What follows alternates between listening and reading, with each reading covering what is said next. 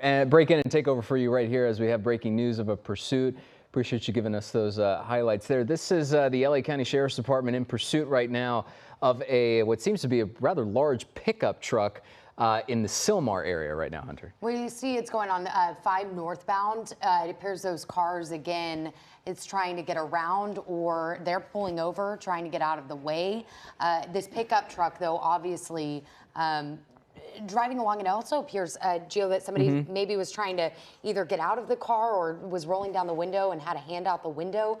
I may be seeing, oh, it does look like they're getting out. Well, yeah, and then this is the, I guess, confusing part for us as we sort of break in the middle of this right now, because that's the passenger side door that's coming out right now. And it looks like the car's going opposite of traffic, right? Because that car the white one was reversing. And right now, even if it's not going, the pickup truck that is at increasingly high speeds, this is just really, really frightening because anything could happen at this moment. Sure. And obviously they pulled over on the side of the road, so they saw something and wanted to get out of the way. But you know, you wonder, it takes just one wrong move for that to be into oncoming traffic. I mean, they're only going, upwards of 30 to 35 miles per hour, now picking up speed into the 40s. But you see the spotlight. I mean, the Sheriff's Department has this vehicle in their sights, not going anywhere. But as we always talk about, normally when we're breaking in and showing you a pursuit, it's coming the opposite direction. It's going with the flow of traffic. Right now, the opposite flow of traffic is what's really concerning.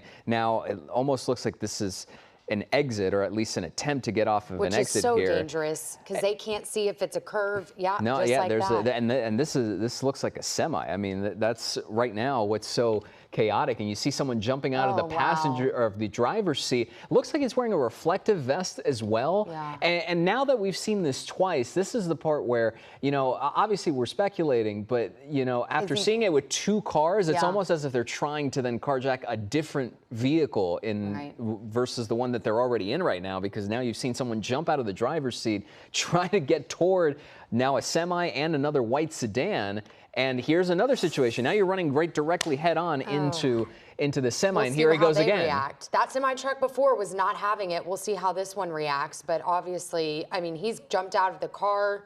Second person, it seems, jumping in the car. I can't imagine how they think this is going to go. I mean, a semi-truck's not going to go very fast. And right now, Dave Avila, we have on the phone. And Dave, normally when we call you, these situations are a little bit more fluid as we speak. This is one of the crazier situations we've brought you in on right now.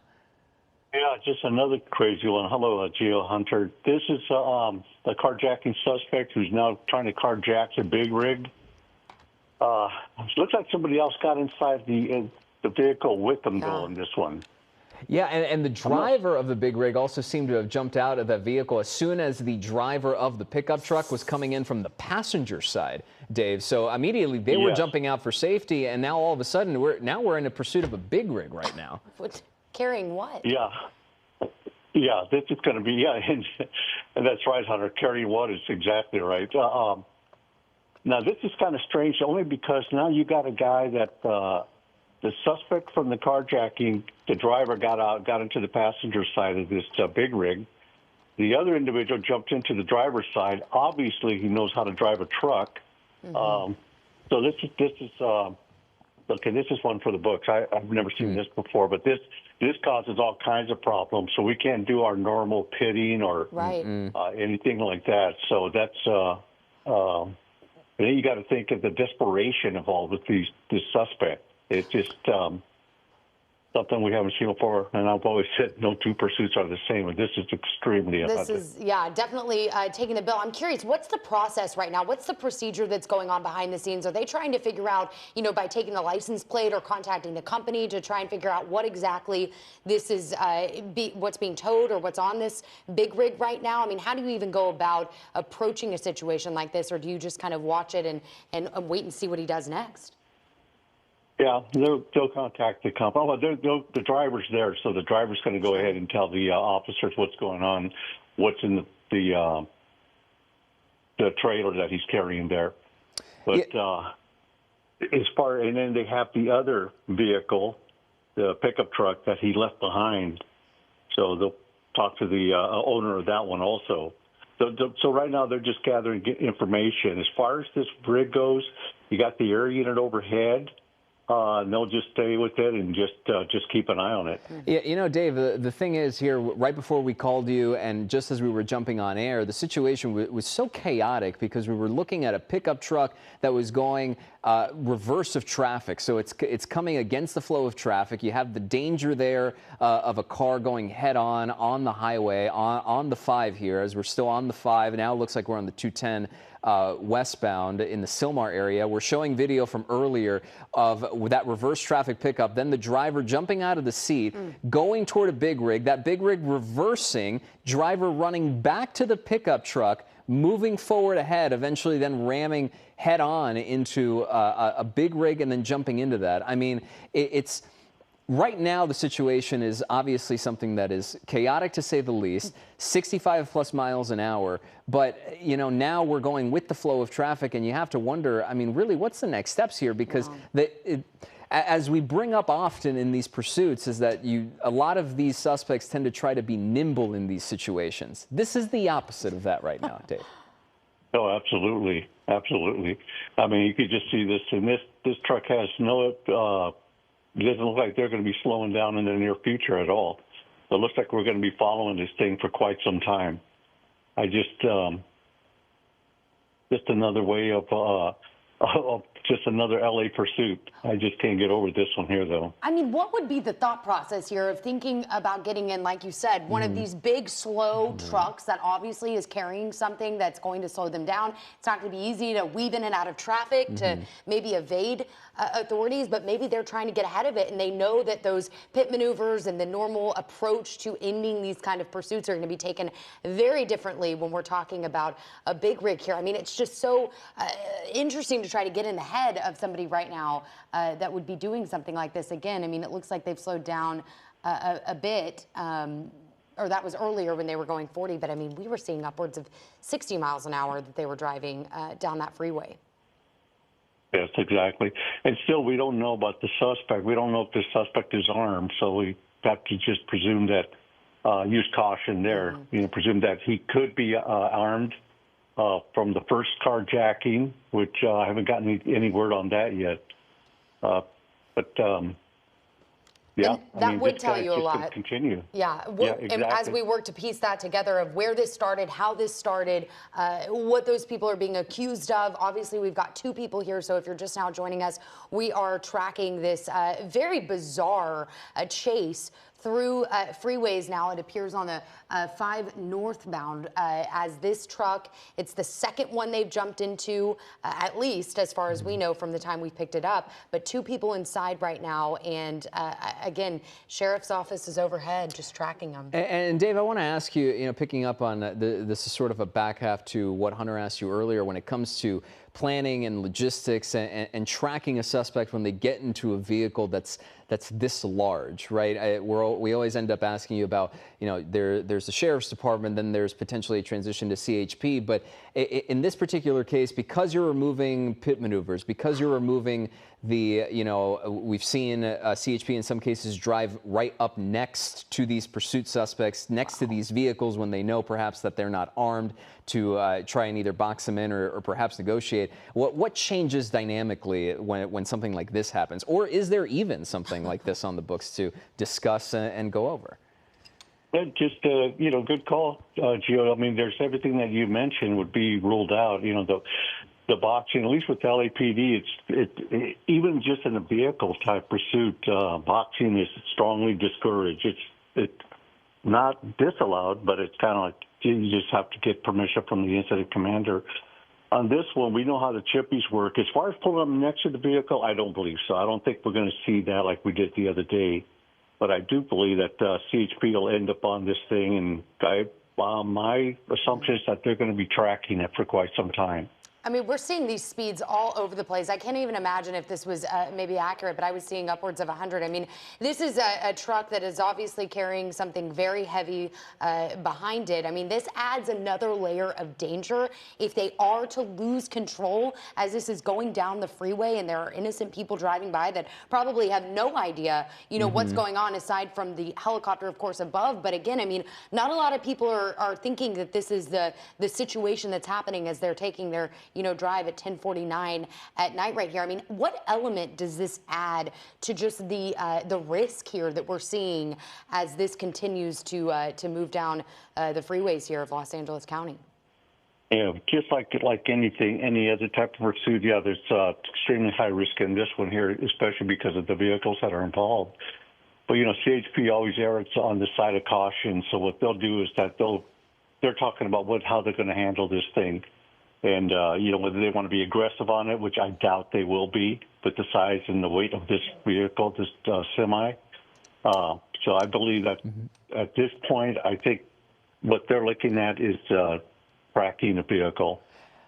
Yeah, Dave, as you were talking there, the end, it looks like the big rig just took an exit. Very wide turn. And now, because now you're not on the freeway, they're not on the freeway anymore, right here, based on our tracker, it's on Calgrove Boulevard in Newhall. So it looks like they might be trying to get back on the freeway, because at this point, I mean, you tend to realize, sort of goes without saying, it's incredibly difficult to maneuver these vehicles, especially if you're not overly familiar with them. That's not to say that perhaps these suspects are not or are familiar with these vehicles, but based on the sense, and we were showing the video earlier of how they, after they rammed into the front, they ran into the front of this big rig, you saw the driver of the pickup truck sprint toward the passenger side window of the big rig, reach into the window and sort of unlock the door. At least that's what it looked like. And then the passenger on the pickup truck then ran into the open driver's side door, because the original driver of the big rig jumped out for his own safety.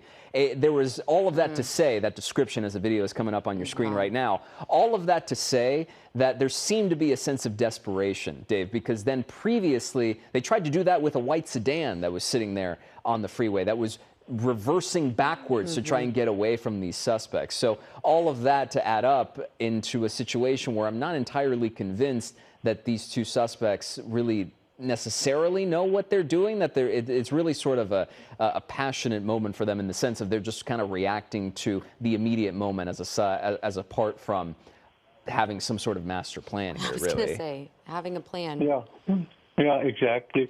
Here's the one thing that's kind of interesting. You notice that they were just driving, like I said, on the freeway, and now that they actually got back on the freeway, heading back where they initially were coming from, kind of tells me that okay, now they know where they're going. Now they got some type of destination where they think that they're going to get away with this. I have no idea how that's going to happen.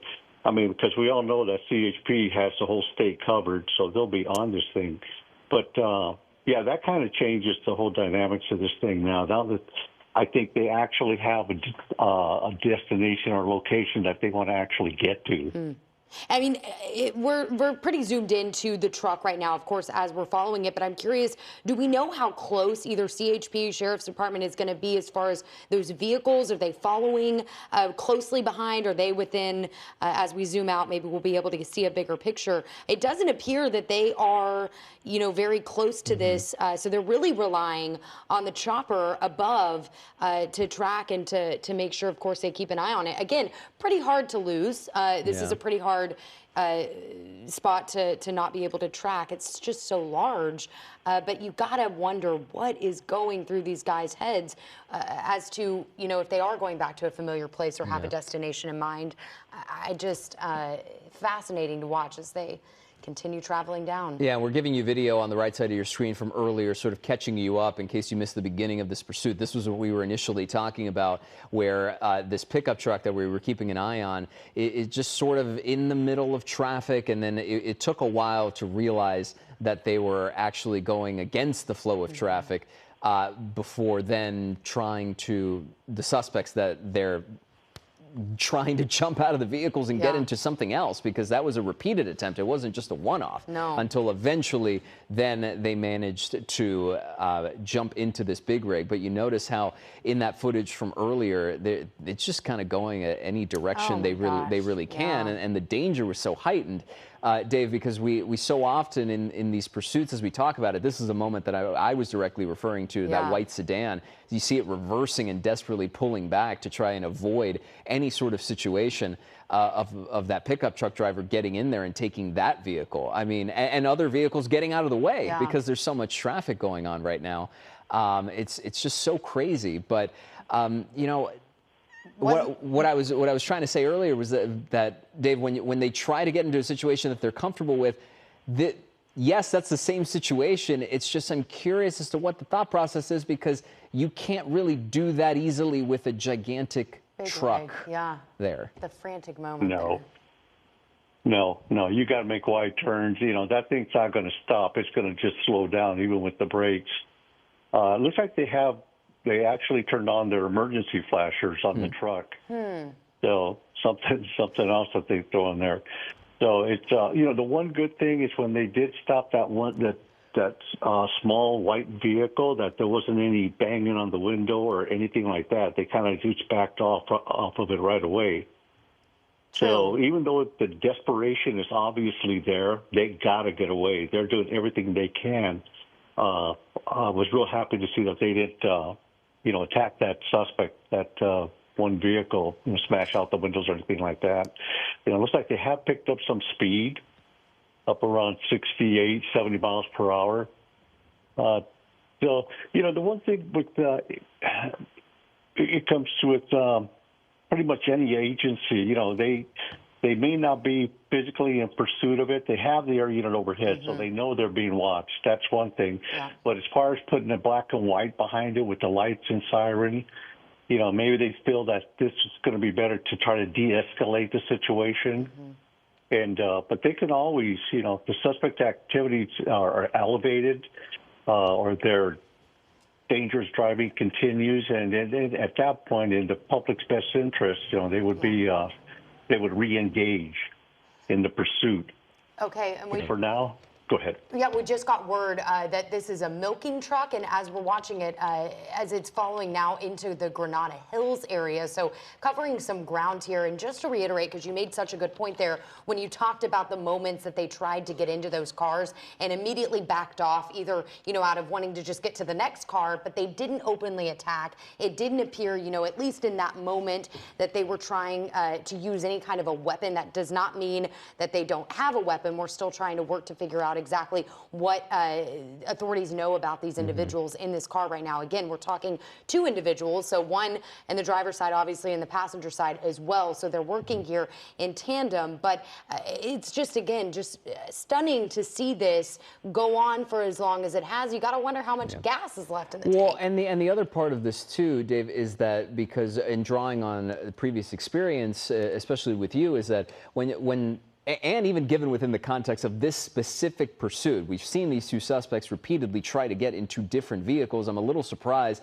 that they aren't attempting to do that again necessarily with this gigantic big rig, knowing that if your goal is to ultimately try and get away, hence why they continue this pursuit, why continue in something that is so large, drawing so much attention, so difficult to maneuver, and put so many more people in danger, even though I imagine that the danger part of it is probably the least of their concerns in this particular case. Yeah, absolutely. I mean, you can't get anything bigger than this thing here, and this is just and the two of them. I'm trying to put it together exactly what happened. It looks like CHP did re-engage the pursuit. Right. So maybe that's because the speeds have gone up. So. Their incident commander decided, okay, let's go ahead, and like I mentioned before, it got to the point where, okay, now we're really worried about the safety of the public. Let's re-engage this pursuit. Let's throw a couple of black and whites behind it, lights and siren, see if that helps all, or at least warn the public that's what's going on. I'd have to imagine, yes, that would probably be more so for the public, especially given this late at night, and when you're on the highway, you don't know really what's going on until you see especially if it's behind you. Right, you know, exactly. not, but if you see the police thinking. lights and you see cruiser lights, you're probably going to pay attention. So at the minimum, it seems like some welcome news given how far into this pursuit we currently are right now. And Gio, did we start? I mean, when we picked up the pursuit, were we in Sylmar? Was that where the area? It was generally in the Sylmar Sylmar area. So that goes back to Dave's point about trying to sort of circle back to where we initially sort of started. We really haven't traveled all that much far, at least in this general area of the valley, based on what we've seen so far. Turned around and came back where, you know, at least to the general area. Well, we are going to continue tracking this, staying on it, because again, just a fascinating, stunning situation right now. As this big rig is what authorities are trying to stop, trying to pull over, trying to get control of as it reaches big speeds right now. Such a chaotic situation. And of course, we want to welcome in our Channel 2 viewers right now with this breaking news. SkyCal over a very dangerous pursuit. The suspect attempted to carjack a car before then eventually stealing a big rig, specifically a milking truck that they are currently driving right now. We have Dave Avila on the phone as well, joining us for this conversation and this pursuit. As Hunter just mentioned, they are in the Sylmar area now. It looks like Mission Hills, but this has been a continuous for about the last 10 minutes or so. Much longer than you would expect a pursuit of this nature to, you know, have gone on for. And now we're getting that earlier video that we were talking about when we first broke in around 10:40 or so. Yeah, you can see the car there, though, backing up. You can tell, you know, the something is very wrong. We're looking at the truck, though. That's where those suspect individuals jump out of the car, eventually try to get into that smaller white car. They aren't able to, so they then hop back into the truck and then continue down, going the opposite direction of traffic. So this is against the flow, a very dangerous situation. They then eventually pull off. It appears to be an exit where they see another big rig eventually crashing into that big rig. This is the milking truck, I believe. Oh no, this is the one before. So they try to jump into this one. That car also starts to back up, jumping back in before eventually going in and crashing into the truck that they are now driving right now down the freeway and have been, as you said, for quite some time now. Yeah, a sense of desperation, seemingly based on what we've been able to look at from those suspects. And you know, right now we have former LAPD pilot Dave Avila on the phone. I want to rope you back in here, Dave, and just your general reaction so far to catch up viewers who might just now be joining us at the top of this 11 o'clock hour is that, you know, sometimes we say, maybe more often than not, this is one for the books, but this certainly feels like one of the more unique and dangerous pursuits we've tracked in recent times. Oh, absolutely. Yeah, I can't think of one that's been like this. I mean, we've had bobtail trucks, you know, the box trucks we've been in pursuit of that lost a tire. They even used a spike strip on it, and it worked. But trying to set this up here, I'm not sure if they would actually be able to if that would work on this truck because of the tires. I know that there's, you know, we all know how big the tires are and how thick. I don't know if a spike strip would actually work on this thing. But it's just the actions of the suspect. It's just so unusual. I mean, we're just not used to seeing this. So, but like I said, now we got CHP has re-engaged the pursuit. So I think that's a good thing. So, yeah, there's no intention of letting this suspect go. You know, I mean, they're going to stay on him, and of course we know within being a pilot myself, I mean, it's you get to the point where you say, hey, okay, hey, partner, I think we're going to go ahead and call another air unit up and somebody that's got a full tank, and they can just grab this thing. So, you know, they'll probably end up doing that if they get low on fuel. Well, we are getting some information in about maybe the origin of what started this in the first place. We're hearing that the LA Sheriff's Department saying shots were fired during an initial carjacking. So again, while we wonder, you know, the significance of the risk to the public, that maybe points to them being armed if they, you know, were already involved in a situation where there was shots fired. So that just elevates, of course, what authorities are having to work with and deal with here as we watch this continue. CHP, as you said, though, are right there, the closest we've seen them probably since this pursuit started, because we've really watched them kind of take a hands-off approach, really relying on the chopper to follow this as it moves through the freeway. But we are now getting into Sun Valley, so still moving on, reaching speeds well more than you would expect. And worth pointing out, and that's a good point that you mentioned there, Hunter, where you see the cruisers directly, but not directly behind, but at least within the view of the camera. That was something that wasn't necessarily happening earlier, as it looks like authorities were taking a more hands-off approach in the sense of just sort of taking a step back and seeing what was going on. Reassess. Now, you know, we see a touch more aggressive here, even if it is just to alert other individuals who are on the highway as to what's going on, because now this is going on for a prolonged amount of time, coming up on at least half an hour since we first broke in to show you this pursuit, and you see the number of cruisers behind. So they are, of course, taking this seriously. They have been taking this seriously throughout the evening. It has been an incredibly chaotic situation, and really in the sense of the geography here of what we've been keeping an eye on, because you notice right now, pardon me, the big rig is in Sun Valley on the 170, but this hasn't really left the immediate area of this specific part of the valley. I mean, we've seen Sylmar, Arleta, the San Fernando Valley, obviously you have Mission Hills, like other spots that are not too far away from each other. So at one point that big rig turning back around and getting into an area that at least seemed to be familiar to the suspects, or at least that was sort of the speculation from us and from Dave as well, that, you know, sometimes these suspects do tend to go back to areas they're familiar with. But obviously the extra dynamic here that makes it that much more complicated is that they are not driving a pickup truck or a typical sedan, they're driving this milking truck. And Dave, I'm curious, can you give us some insight here as to, you know, the approach, again, for people who are just joining us? We saw them try to initially get into a smaller car. So at first I'm thinking like, well, maybe this was their plan all along to steal, you know, a huge big rig, but it did not appear that was the case. I mean, here in the video we're showing you from earlier, you see that white smaller car starting to back up, but they did eventually try to get into that car. So surely this milking big rig is not their first choice, but what is happening now as those CHP are following this? I mean, are they trying to communicate with that suspect? Is that even possible as they're driving down the freeway in that big of a truck? That they're trying to communicate with them? Yeah, I'm curious. Have they reached out, maybe tracked down people that maybe know these two individuals based on the cars that, you know, they've either... Sure. Yeah. Yeah, sure, Hunter. That's a good point. Yeah, absolutely. There's a lot going on behind the scenes what we're not even looking at now, as far as trying to, you know, run the vehicles and talk to the victims, see if there's some type of connection, especially now that we know that there were shots fired. Like I said earlier, I said, which also brings in something totally odd, is that how they, I mean, we're so used to seeing suspects with guns running up on a car, smashing the windows, dragging people out, taking them. That one little white vehicle, they just left them alone. They backed off of that real quick. And it did look like they were after this big rig, and why I just can't understand. But, I mean, not everybody can just jump in a big rig and drive it the way that this individual is driving. It's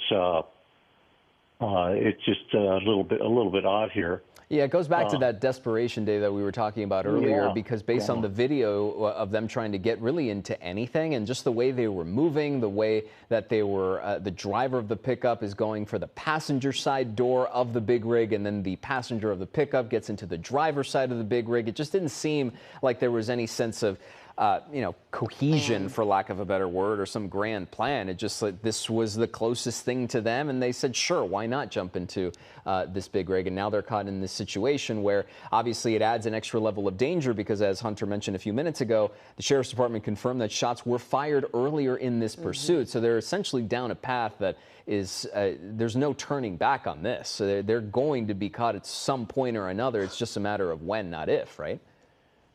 Yeah, exactly. I mean, here we are. We're southbound to 170. I mean, we passed Burbank Boulevard. Wow. We're heading for downtown Los Angeles. That's going to be very interesting, because there'll be a little bit more traffic. It is late in the Sunday evening, but you talk about a high risk stop. It doesn't get any more risk than this here. I mean, this is something that's going on, and I'm sure they're talking to the units up ahead, so they may be helping, trying to clear the traffic, maybe keeping cars from coming onto the freeway. And if you notice, I mean, on a normal pursuit, you know, you have the primary unit, black and white, initiating black and white. You have a backup, and then you have a supervisor, maybe one more. But because of the circumstances with this one being shots fired, armed suspects, there's no question about that now. You're going to have multi black and whites behind this thing.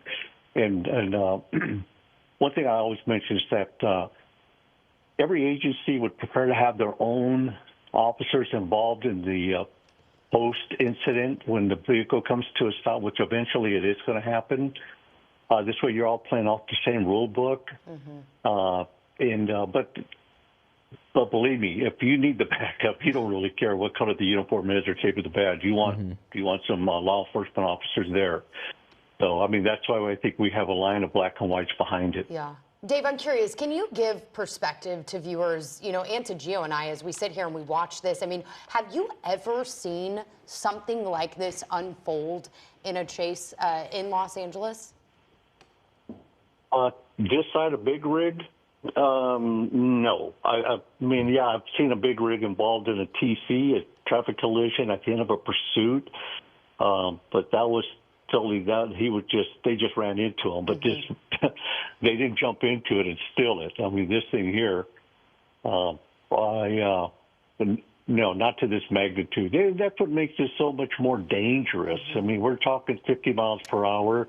It's not very fast, but we're talking a big rig. And if it comes up to a bunch of cars that are stopped, it's just not going to slow down. We know it's going to take a long time for that thing, and it's going to cause a lot of damage. Yeah, and the concerning part, and Dave, you mentioned this just a couple of minutes ago, is that, of course, we've been monitoring this really just in the valley, but just in the last few minutes now, the 101 South, if you stick on this route, you're going to end up in downtown LA. And of course, on the way there, as we just passed Studio City, if you're in the Hollywood Hills, Universal City area, I mean, yeah, there it is. You see Universal right to your left there. If you continue to go south and toward downtown LA, obviously you pass the Hollywood Bowl, you're passing a lot of downtown traffic and people walking about, and something that large, obviously in a way it makes it easier because it's a bit more congested, making it harder to move around. But then, of course, the danger that we've been highlighting for so long now is that because it's a big rig, then you have to worry about so much more than you would in just a typical pursuit scenario. Yeah, absolutely. And like you had mentioned, you're referring to, Gio, is that you get to the 4 level, you get to the split for the I-5 and the 10. I mean, those aren't real wide turns, but so they're going to have to slow down. Let's see, they're doing around 60 miles per hour now. There's some of those turns where even that would be a little bit too fast for this rig here. So we'll see how he maneuvers around. And, I mean, as far as getting off the freeway, I mean, I just can't see that. I mean, unless these guys are just totally unaware of what downtown looks like, you're not going to pull off the freeway and start going up and down side streets and, that type of maneuvering. And I think with any chase, obviously, the unpredictability of what is going on in the minds of the people behind the wheel, that's always something that I'm sure law enforcement's trying to predict and get ahead of. But when we think of something like this, we just heard that the official name for this big rig that's driving down is a milk hauler. I mean, this is a very heavy piece of machinery that can carry up to 90,000 pounds of milk. That's just doing, some quick research online here. I mean, there's no telling if this is full, if it's not full, but we're talking about trying to stop on a dime if they don't know where the traffic is or where the backups are as you get into those more populated areas. I mean, if you've got people that are driving or living in the areas, this might be a good time to maybe, call them and tell them to get off the freeway just to be safe, because there are just so many possibilities here of this being able to go very horribly wrong very quickly. Yeah, absolutely. We talk about the suspects. Their adrenaline's pumping right now. They know they got the air unit. They've had the air unit overhead all this time. Now they look in the rearview mirrors. They see I don't know, about 5, 6 black and white lights and sirens going. Their adrenaline's pumping. I mean, they are trying to get away. They are so desperate. You could see this. The law enforcement, on the other hand, yeah, your adrenaline's pumping because you got a bad guy that you're going after. But we train so much that law enforcement, they know how to control that adrenaline. They got a plan. They're talking right now about what will happen at the end of this thing, how to deploy. So it's going to be pretty interesting to see when this thing finally ends.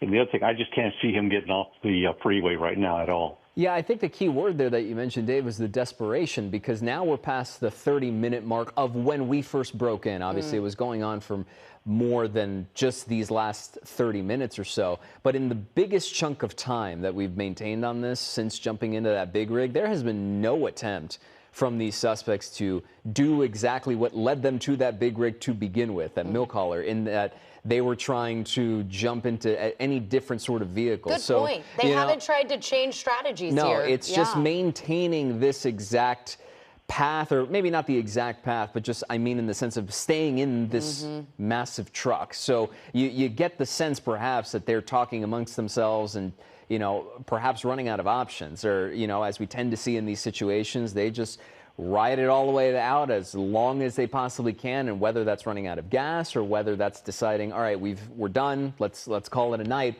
It's just going to keep going and going until they make that decision to themselves, given everything else that's going on. Absolutely. Unless they have somewhere specific, but even then, by the time they get on the brakes and they slow that thing down, they're going to have black and white surrounding them from the backside, facing forward. So it just, I'm sure they're panicking right now as to how they're going to get away when they do stop, because I'm sure with their desperation, and obviously they're showing it, they're just trying to decide right now. I mean, that's just me thinking out loud, that they're just trying to think of where they're going to go and how they're going to get away from the truck when this finally ends. Oh, and if you'll allow me to also think out loud with you in this particular scenario, is that in a weird way, it almost helps law enforcement in this particular case, in the sense of, okay, they're in this big rig at this point, given the established precedent of the last 25 to 30 minutes, and no attempt to get off of an exit or try to maneuver this thing on side streets, on regular roads. Now you've removed a couple of extra variables in this pursuit. So you've narrowed the focus to, okay, it seems like they're just going to stick it here, and they're running out of options. So it gives the upper hand, at least in some sense, to law enforcement right now. Yeah, we're coming up on the split here. I mean, we're coming up on the 4 level. We're going to pass that up, and then they're going to choose. You're going to go left, and you're going to take the 10. You're going to come out eastbound, or you're going to take the. You're going to make a right. You're going to veer to the right. You then grab the 5 or the 60. Yeah. Right now they're kind of hanging to the left, which tells me that they may end up staying on the 10. They're going to get on the 10 freeway, stay on the 10. And if we want to, just kind of reiterate to those who maybe are just now watching us, this all started, the sheriff's office says, with a shots fired during a carjacking. So again, elevating the situation, the seriousness, the severity. But this has been going on for quite some time. We're watching again as it enters the Westlake area, getting into those more populated regions. But it does appear, I mean, CHP, whatever those agencies are that are following, they are staying, pretty close to this big rig, to this milk hauler, wondering when these guys are just going to give it up. I'm sitting here looking at this. I'm thinking, I just don't get it. I mean, they're in this big rig. They got into the worst type of vehicle to get in a pursuit. You're not going to lose it. It can, like I said earlier, it's not going to get off the freeway, make a right, left, right, and then they take off on foot. Right. That just ain't going to happen. So here we are, right downtown. And of course, it's worth repeating, obviously, because you're in such a. The danger can't be understated, because even if you were just to remove the milk hauler, the big rig from this equation, if this was a standard pursuit, you have carjacking suspects where shots have been fired. So automatically you're heightened, because that brings in so many different variables in terms of communication with law enforcement to the suspects, to how they would maneuver a pit maneuver, if they would even attempt that, because of these suspects being armed at one point. And now it looks like we see a cruiser just passing over to the left side, and the big rig is slowing down here. We're in the Westlake area. But now, because of this situation, it's forced really all parties in this case, as it looks like it's almost veering over to the 10, though hard to tell there, Dave. But you're in the situation where there's nothing you can do. Well, I mean, what is the end game here? No. You've got to be wondering where they think this is going to go and how they think this is going to end, well for them. Who knows? Let's see. They're going to be just like they're taking the exit to the right through the 110 freeway. So. Yep. Yeah, so now they're going to be heading down to San Pedro. I thought they would pass that up, but they were in the number 1 lane on the inside, and they veered way off to the right side where that black and white was actually there. I don't even think they knew that what was going on. But now we're southbound to 110. We're heading for San Pedro. I mean, the scope of this, too, as we're zooming out a bit, you could see just how many law enforcement officers are staying at least within the area, within the range, getting ready for anything. I mean, talk about, again, the expertise that I would assume somebody would have to be able to know how to drive this big rig, to know how to maneuver whether or not they've gotten off the freeway. You know, we only saw that one turnaround very early on in the chase. But, I mean, Dave, I mean, this is somebody that obviously knows how to drive a high-capacity vehicle here. Yes, yeah. I mean, right from the get-go, and it was from a standstill. They jumped in that thing and got it going, and there was no hesitation, and they just got the speed going, and they kept it up all the way. Yeah, and in terms of scope, it's also worth mentioning that when we first broke in with this, we were up in the Sylmar area, and now we've gone all the way to the 110 South, and we're in Pico Union at this point. I mean, it's been wide-ranging. It's been equal parts, slow at certain points because of just the sheer size of the vehicle, and then upwards to 70, 80 miles an hour with the 2 suspects that just jumped in with no hesitation into a gigantic truck and are now maneuvering it through the freeways. And at least the fortunate part is that you don't see a lot of cars, and that goes back to your earlier point, Dave, about how you see law enforcement jumping behind and at least being an alert system for any other sort of driver on the road to say, hey, keep an eye out for this because we're in the middle of this pursuit. It's incredibly dangerous, and you need to know that this is not just your typical big rig truck that's on the highway right now. Yeah, exactly. I guess we're not going to go to San Pedro. It looks like we're going to either go Venice or we're going to head east. Let's see what he does here. I think he's veering more to the left, so I think he is going to head eastbound on the 10. Oh, you have to. I mean, just these. Taking an exit here. Taking the exits, but also now involving more unaware. Those officers maybe trying to get ahead of this. They can't predict where these guys are going. And so that just adds yet another element of unpredictability. Especially because now, when we brought up earlier when the truck started turning around and going back sort of where we started this whole situation, we assumed that perhaps they were going just to an area because we've seen pursuits, Dave, where these vehicles, these suspects get in the vehicles, drive back to an area, and in some cases even jump out and get into a different vehicle that a friend or somebody else was waiting for them, and it just continues, or they're going 30 miles an hour to 40 miles an hour on these surface streets that they know very well, burning through red lights, except now in this case, it's expanded to such a degree that I don't think we've really seen before, especially not with the context of this milk hauler. And now it's been so wide and so vast that it's now turning into sort of a war of attrition, is that who is going to give up first? And really, we know who, it's just a matter of when. Yeah, exactly. Exactly. Yes, they're sticking to the big streets. I'm not sure what he's going to do here. I'm not. Oh boy. Remember, I'm about 12 seconds, 13 seconds behind you folks. So I'm kind of late on my calls. But it appears he's going through. I mean, this looks like surface streets.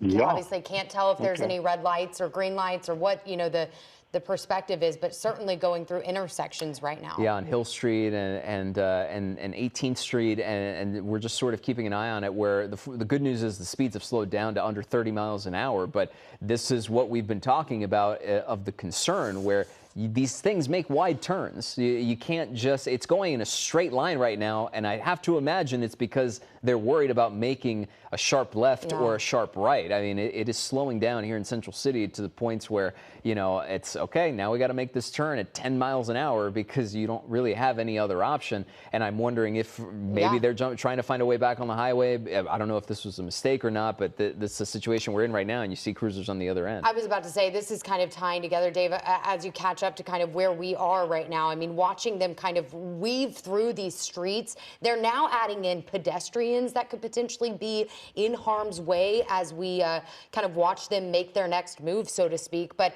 this also kind of seems like the perfect opportunity for law enforcement to really get a feel and a sense for just how, desperate they are, if they are looking for another car to carjack and take this in a smaller size vehicle as they, progress. But I mean, they're staying here going now 50 miles an hour through another intersection, looking like they're heading through downtown. At the least, just based on what we're seeing right now, these other cars that are on the street are at least noticing what's going on. They're either noticing the chopper overhead with the spotlight, or they're noticing law enforcement with their lights on, and they're getting out of the way pretty quickly, and there doesn't seem to be too much of a concern. You see that car there, it's stopped, it's ready to go. So there's at least some good news in the sense that there's not People really are a lot aware. of cars or people really in the way here, and not noticing a lot of pedestrians on the streets, because that's what we've been most worried about so far in just the last few minutes as they get on this road here. They're on South Los Angeles and East 9th Street in downtown. I mean, Dave, are you shocked to see them off the freeway here? I mean, is this something that, I guess, again, unpredictable is the way to describe this right now? Yeah, I didn't think they would do that, but I think, I think you had called it, Hunter. I think you said it was by accident. I think that's what happened here. I think they just ended up getting on a loop, and it just dumped them onto Olive Street southbound. And as soon as they got to a big intersection where they can make a eastbound turn, or make the turn and do so, now they're stuck in a neighborhood with a big rig. I mean, the size of it too. I mean, talk about again the towing and the capacity here of a vehicle like this. I mean, what's going through law enforcement's head right now as they're watching this unfold? Well, it just not much has changed. It's kind of like you just keep the thing lit up. You keep the black and whites behind it. There's communications going with all the agencies with LAPD and just saying, hey, listen, where it's at. They know where it's at, so they're going to be on the peripheral of it in case it turns into a foot pursuit. And then the air unit with the PFD will do, the tactical flight deputy will do, is to go ahead and start setting up a perimeter if they take off running, which I can't see it ending any other way. I don't, especially with this type of suspect. And I really believe these guys are just lost. I don't think they know where they're going. But look at the way that he maneuvers that big rig. I mean, he's done this before. Yes, there you go. That was a good point. He's driving that like he's been doing it quite a while. Yeah, and right now, normally in these situations where when you're on surface streets like this, you see suspects tend to try to find whether it's a garage or it's an alleyway or something else where they can sort of dump the vehicle and then take off on foot. That is essentially impossible with this big rig. So now you're caught in this situation as we're here in downtown where it's just going to keep going on surface streets until they either find their way back onto the freeway or otherwise decide maybe this is a location where we can dump this truck and attempt to have a run for it. But what makes it extra difficult, on top of the fact that law enforcement has been on top of this for a long time now as we're trying to reestablish Went into the 3rd Street Tunnel, which is why we didn't see him. Gotcha. So did he stop? Is that where they made their move to get out? Again, we have to reiterate, we're tracking 2 suspects right now. This is not just the driver. This is also the passenger as we look at, where exactly they were, that 3rd Street. There we go. And there it is. It's a situation where, and you see those wide turns. I mean, it is not an easy thing to maneuver in this situation where now, what I was trying to say is that you get these vehicles where, oh, okay, maybe they find an alley or maybe they find this situation and get out, but that's a lot harder when you're driving something of this size, of this capacity versus any other scenario where we're covering a pursuit. Dave, if he would have to stop, like let's say he comes up to a red light like we, seeing here, obviously not going as fast as he was on the freeway, but I mean, it's still not easy to stop that big of a truck, especially, assuming that it's not empty. There could be up to, I think 60,000 pounds is what we read earlier for a milk hauler, 90,000 pounds. I mean, this could be a potentially dangerous situation if it would need to come to an immediate stop. Yeah, we lucked out because when he was driving the opposite way there on the side streets, on the small streets, I noticed that he was hitting green lights. And then when we kind of lost him behind the buildings, I think he stopped or slowed down for a red light, and then also he popped out again. So it's holding our breath. Yeah. And the other part about this too, David, in this part of downtown on Figueroa and 8th Place, where, you know, and it's not just limited to this particular section of downtown, but really all of downtown. When you're talking about the logistics of establishing a perimeter in case they do jump out and it turns into a pursuit on foot, this is one of the most well-lit or otherwise trafficked areas for law enforcement. They know exactly where everything is. Like, there's not a lot of places, my point is, to really hide in downtown, especially given everything we've seen close to the last hour. And the other thing, Gio and Hunter, is that he is southbound in a northbound pig. This is not good. That's all northbound, That right there was 9th Street, I believe, that all those cars were coming out, and luckily nobody came around that corner and took him out. But, he's definitely driving on the wrong side of the street. Here we got our double yellows again, so he's back on the right side. But that was very hairy right there. That looked like I was just hoping nobody was going to come around that. Because that's a freeway exit right there, and hoping that nobody would come around. Now he's by the Crypto.com, Crypto.com. I mean, is he trying to get? Does he appear to be trying to get back on the freeway? I mean, can we figure out what his mindset is right now, as we're kind of seeing him take these what looks like loops around these side streets, and then, of course, when he slows down, is this the moment? It's hard to tell. I know, or is there a red light? The building's in the way, or now adhering to traffic laws, or of the matter. But now, there we go, speeding up just past 10 miles an hour. But again, not going very fast right now. And a lot of this does have to do with there's a lot more congestion in this area, whether or not there's traffic, right? Because then it's the added element of having to drive a vehicle of this size and move it around these very tight areas and windows with law enforcement in pursuit, on top of every other car there, which is such a massive concern. You hold your breath every time it starts getting close to another vehicle. It's lucky in a way that it's happening at this hour of the night where not as many people would be out and about late Sunday at 11:30, in downtown, Dave. Yeah, exactly. I mean, at that point, we're very lucky because being a Sunday evening, you don't see many people out. Most of the businesses are closed. The games are over. Everybody's cleared out. But this right now, I mean, this guy's lost because he's gotten deeper. He is not in a freeway-friendly area right now. We're all familiar with that area, and he's just feeling his way around. He's sticking to the big streets, and he's just in desperation right now. Where are we going to go? Where are we going to get out?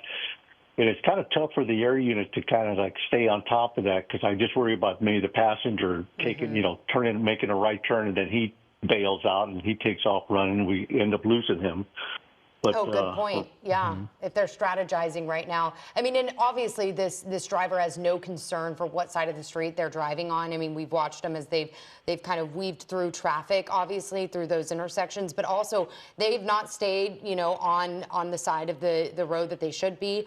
That desperation word is really what kind of keeps coming back up in a situation like this, but just a wild seeing that this has stayed in the downtown area as long as it has. You have to think that these people are lost and they don't know how to find their way back to the freeway, or they would have already. I mean, I just cannot imagine this being an advantageous decision for them. Especially considering that it's been, you sort of lose track of time a little bit with the sort of monotony, for lack of a better word, of the repeated left turns, right turns, stopping and going. Here's another wide turn, and really no sense of consistency from the drivers, from the suspects of this carjacking and this big rig and where they are right now. We obviously do see law enforcement still trailing behind as we try to keep an eye on where the big rig is, and there it is right there, still in downtown on Olympic and Figueroa.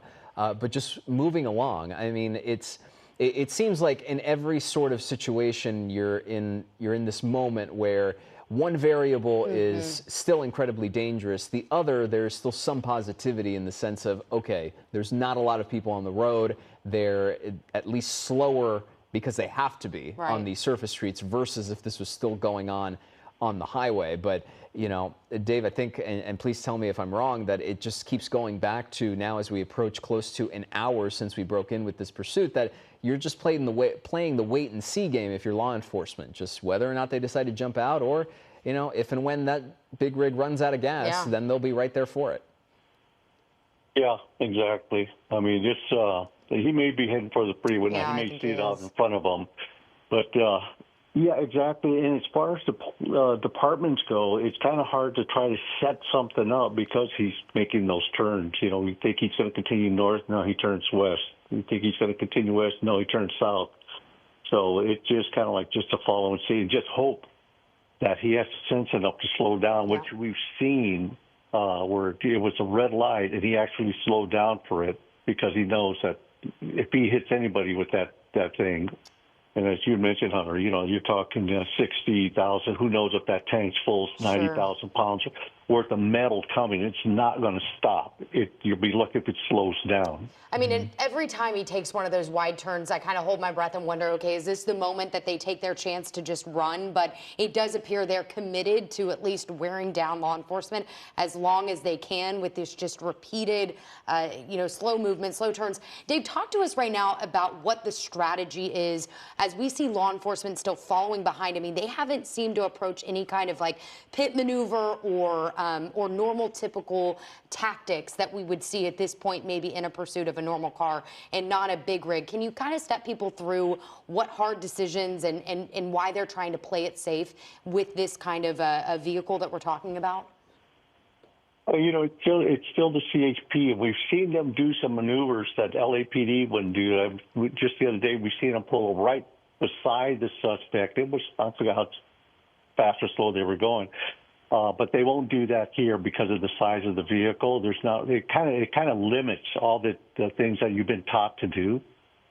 But the best that they could do right now is what they're doing. I mean, as long as you got that air unit overhead, you got the big black and whites behind them. I think that's about all we could do right now. I think this guy's just going to go until he finds a dead end somewhere and he's got nowhere else to go. And then the uniforms will be they'll deploy and hopefully take them down then. Yeah, you know, we thought for a moment there they were finally jumping back on the freeway, but instead we're just still sitting now here on Venice Boulevard and Main Street, looks like, as well as 16th Street. But yeah, there's another car there that just narrowly sort of avoids it because, and imagine you're just looking in your rear view or your mirrors, and all of a sudden a milk hauler is coming up behind you at 11:36 at night on a Sunday. It can't be the best sort of surprise. Not adhering to traffic in any scenario, protocol. right? Yeah. So right now you can, you know, you keep an eye on it. And Dave, I do want to ask you, I know you mentioned this a little bit earlier, but just in case, now that we're past the half-hour mark, maybe folks are tuning in on the tail end of this pursuit. When it comes to a spike strip for a vehicle of this size, normally we would see 1, 2, maybe repeated attempts at a regular size vehicle, a sedan, or maybe even a pickup truck. But the reason why authorities wouldn't use it in this case, is it because of the wheels? Is it because of the size of the truck? Is it the potential danger that comes with disabling it, or is it all the above? Walk us through why they would or wouldn't use spike strips for a vehicle of this size. Well, first of all, the spike strips themselves, they don't punch holes in it. What they do is when they run over those spikes, there are tubes inside. And then the tubes will stay in, they'll go over and they'll stay inside the tires. And what this is designed to do is to slowly let the air out. But these are huge tires. Now, I've seen them use them on other big trucks, not a diesel, not a big rig like this. We are actually getting on the freeway the wrong way. I hate to interrupt you. Yeah, I just want to, he's going the wrong way now, or was going the wrong way at least for a moment there. This is much of that same behavior we see. Yeah. This is what he was doing, was trying to drive on the shoulder of the road at the beginning of this pursuit when he initially stole that milk hauler and tried to steal other vehicles. But this is incredibly dangerous. Those cars are going so fast, and there is not a lot of shoulder for him to be on right now. No, and the thing here too is that because the vehicle is so large, even if you're on the shoulder, you see all the other cars weaving away from the big rig. So now you're having to essentially merge into other lanes Right. where there are more cars and more traffic. So even if the big rig is not directly responsible for Chain a head-on reaction. collision, it might, you're right, exactly, cause a chain reaction. And that's a terrible situation on top of many other terrible situations that could happen in this scenario, because now you're right, just right there. You see 2, 3, 4 just weaving out of the way because you're on a highway. And right there, you hold your breath and you're worried about what could happen at any moment, especially now when you're going on the right side of the road, and there you go. Now you lose a shoulder, then what happens? Dave, what's happening right now? Are they trying to get, the freeway? Are they doing any kind of a traffic break to try to maybe shut this down? I know this is obviously just happening, but I can imagine they're going to want to try to stop that traffic if they can to prevent, a crash like this. Is that a possibility right now? Well, they'll broadcast up ahead. They'll try to have units get up ahead, but this is such an abrupt move that it just happened. Okay, now they're going to exit the freeway, which is good. They do this on purpose because they think, okay, well, the police aren't going to follow us. We're going to get away. It's just not going to happen. They got the air unit overhead.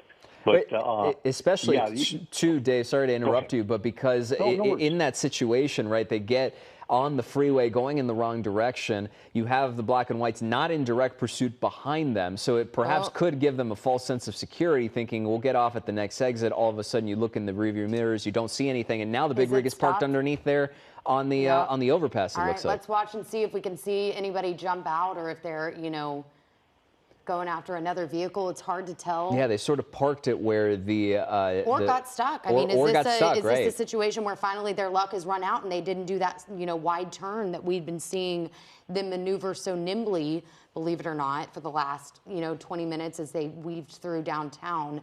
Hard to tell here. Dave, are you, caught up to this point? Do you think that this is a situation now where they've tried to make a run for it?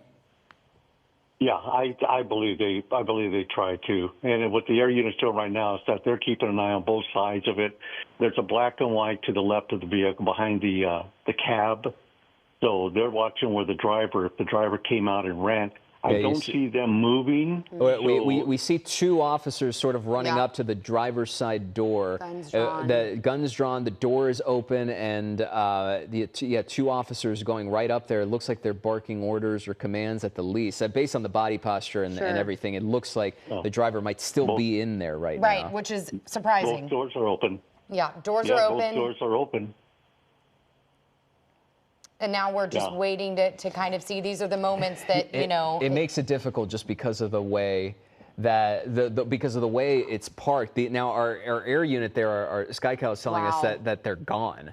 And they jumped out. And now all of a sudden you see officers trying to get in there. Obviously, worth reiterating, the vantage point is really hard for us to check there. And I don't know if they did that intentionally or they just figured, hey, let's just do it right here, right now. There has been no consistency as to whether there's a plan. And we're hearing now from our producers that possibly got into a white pickup truck. So again, I mean, they had some time here to plan, to make some phone calls, to get some backup. And it appears now we're trying to see if we can maybe catch up to that white pickup, if that is in fact, where they believe these suspects were able to get. But we were talking about it earlier downtown when they went under the bridge. They wait for those overpasses. They wait for those parking garages for a moment to jump out and try to run.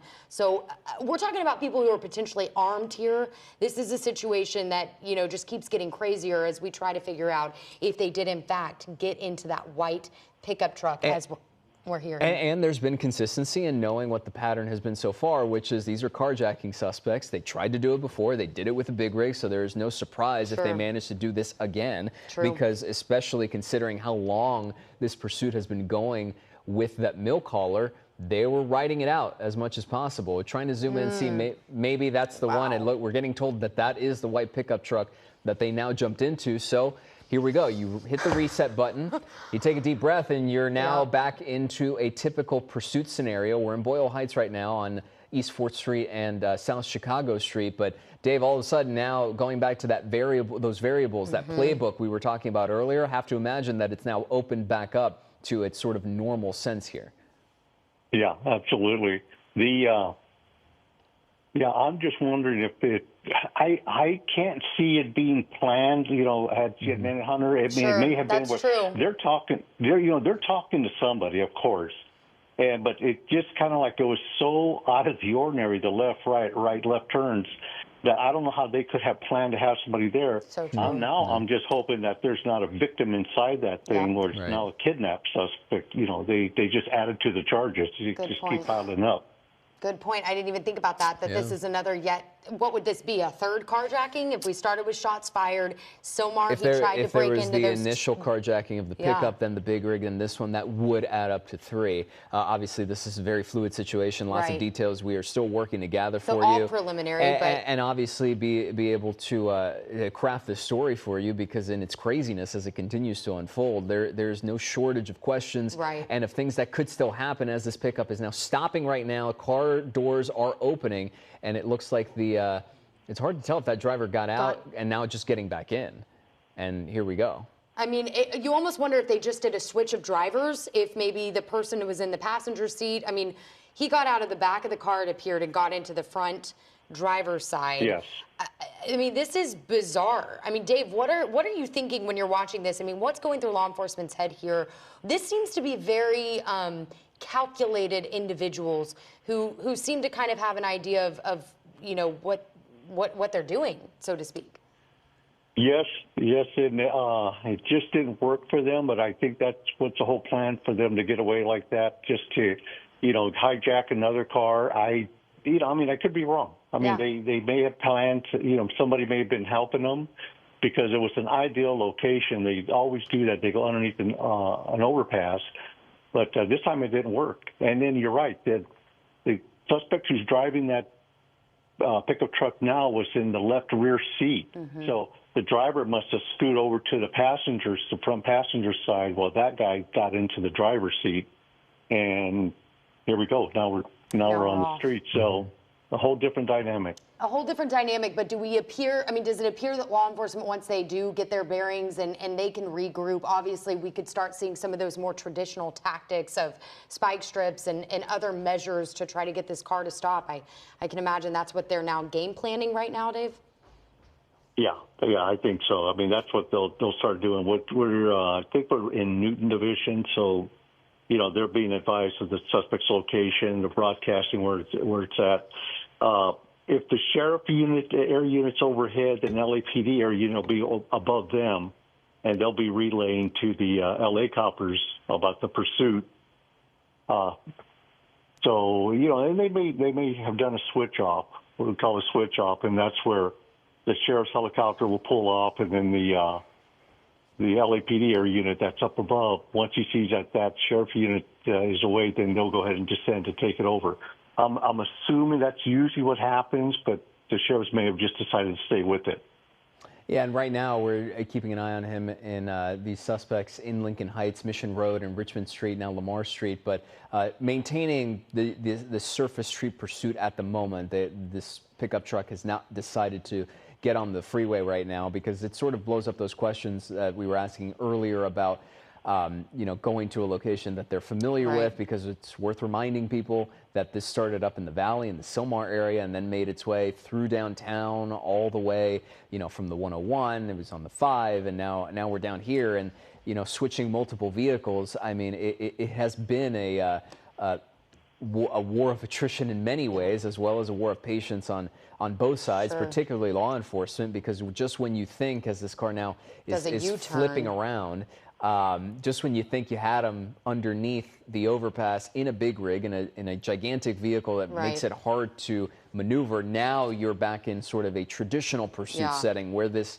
pickup truck can go upwards of 60, 70, 80 miles an hour if it wants to. And you don't really have a sense of a strong pattern necessarily from these drivers. The predictability is, in a sense, is gone.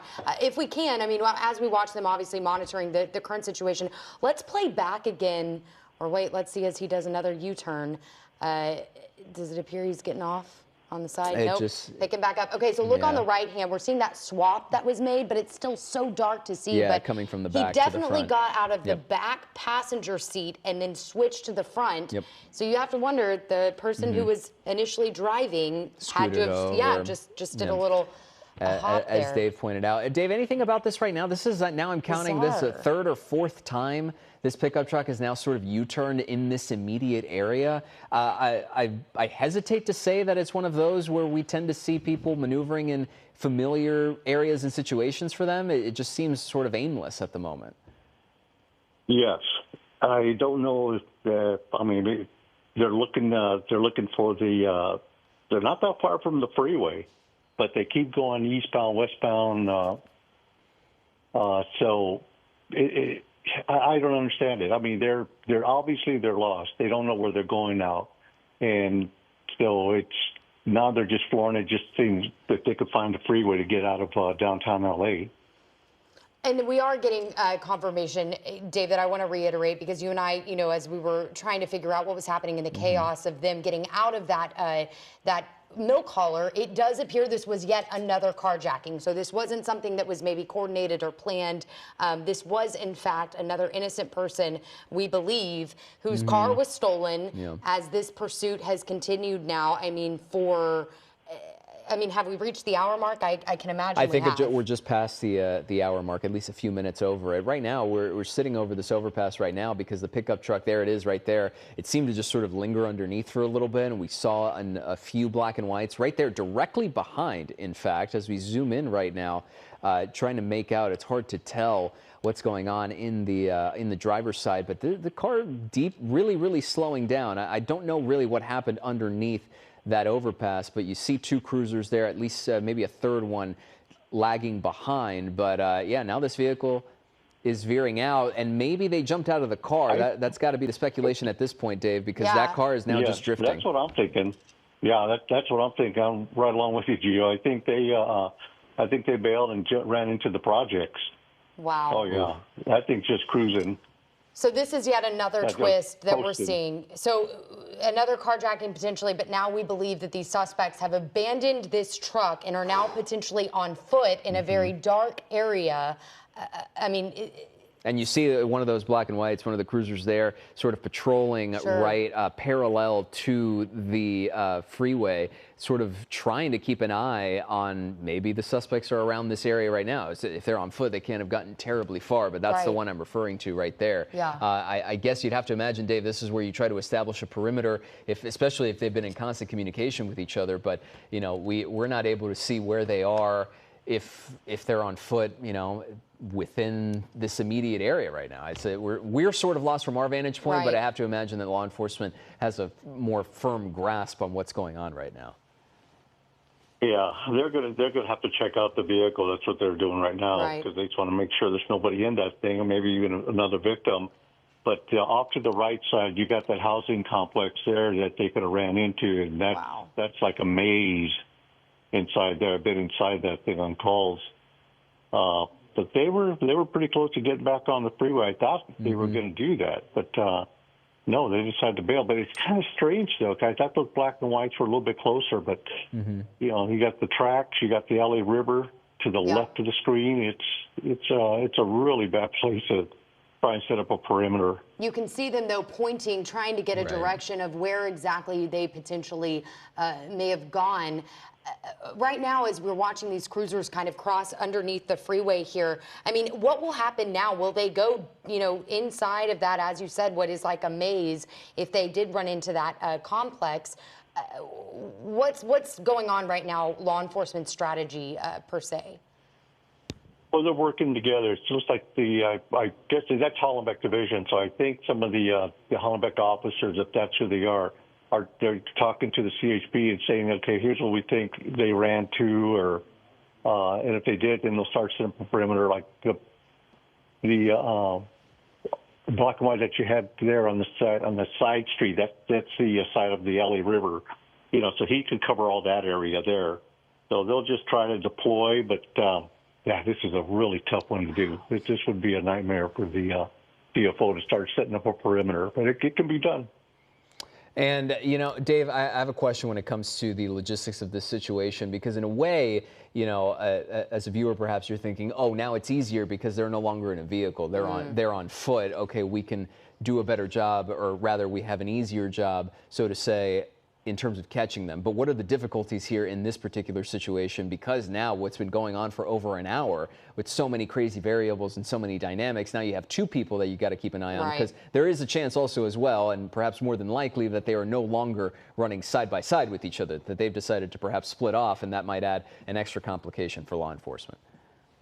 Yeah, that's definitely happened, Gio. We've seen them split up, and then we've also seen them where they, run side by side, or it looks like they might have somebody. No, I take that back. But I noticed that the area was kind of like going along the freeway on their side, but he's bridged that. They broke off of that. Now they're just doing a wide orbit, just trying to keep what we would say is lock the suspect down. Because once you got the area overhead, they take off and you keep the area lit up. Usually what suspects will do, from my experience, is that they'll just dive underneath the car, hide underneath the carport, something like that, until the air unit leaves, and then they'll pop up and take off running. But usually when the air unit's doing that, big circles orbiting, they'll do what we call just locking the suspect down. Dave, could you tell, I mean, you made a really good point earlier about a potential victim that could have been in the car that was, the truck that was carjacked. It appears they've kind of left that car to the side, that doesn't seem to be a focus. So does that maybe tell you that nobody else was inside? Obviously no victim that we're talking about here in this third potential carjacking situation? Yeah, I think so. Okay. I think they got him out of there and they just took the vehicle. The only reason I'm saying that is I think by now I would have gotten a word, or you would have gotten word about being turned into an additional one on them is kidnapping, along with everything else that they've done. Yeah, I mean, it's worth reiterating what's gone on in this situation is that when we first broke in, we're monitoring a carjacking suspect pursued in a black or dark colored pickup truck. That's the video that we're seeing earlier on the right side of your screen in the Sylmar area. An attempted carjacking, because you'll see the driver sort of approach this white sedan and try to take over that vehicle. Didn't end up working. You notice it keeps reversing back and back and back. When there's the passenger side running out toward the car, tries to open it, doesn't work out. You can of course imagine how terrifying that was likely for the driver of that vehicle. So then they get back in the black pickup, continue down the road, reverse opposite of traffic here in this situation toward a big rig, try to do the same thing to that one, except in this particular situation, it does not work out. But you notice in that video the desperation of the driver running to the now reversing big rig. And then that's when we get into the situation that's led us to where we are right now. You'll notice that black pickup truck get up to what we then found out was a milk hauler, and that's when things started taking a turn, and those two in the black pickup jump into this big rig that you're about to see right here. And Gio, you said this from the beginning, the desperation that somebody has to have in a truck to slam into a big rig like that, jump through the passenger window, get that person out, take that big rig, that milk hauler that, by the way, can hold, up to 90,000 some pounds of milk, and then drive that big rig through the streets of Los Angeles for upwards of an hour, carjack somebody else. On top of all that, confirming the fact from LASD that shots were fired earlier in the pursuit as well. Obviously, these are fluid details to then lead into a situation where this goes from Sylmar and many other spots in the valley down the 101 into downtown, and then getting into another potential carjacking situation where then that vehicle turns into a sort of a abandoned vessel. Leading us to this exact situation where we are right now. And Dave, as you mentioned, this is now turning into a situation where perimeters are being established and the search for these suspects continue. Yeah, they'll get the canines. They'll get the canines rolling. The canines are probably already rolling. They monitor all this stuff. They're out throughout the city, and they're following it. So there's no doubt that canines are rolling there. But one thing I'd like to bring up, Hunter, Gio, is that the suspect, when he went up to that white car, when they were in the pickup truck, the passenger got out, and it looked like he's the one that went to the driver door. David, thank you so much. We appreciate you, and thank you for your time. Sure. We're going to wrap up on this, and we'll keep you posted. Thank you, Dave. Okay, you bet. Bye-bye.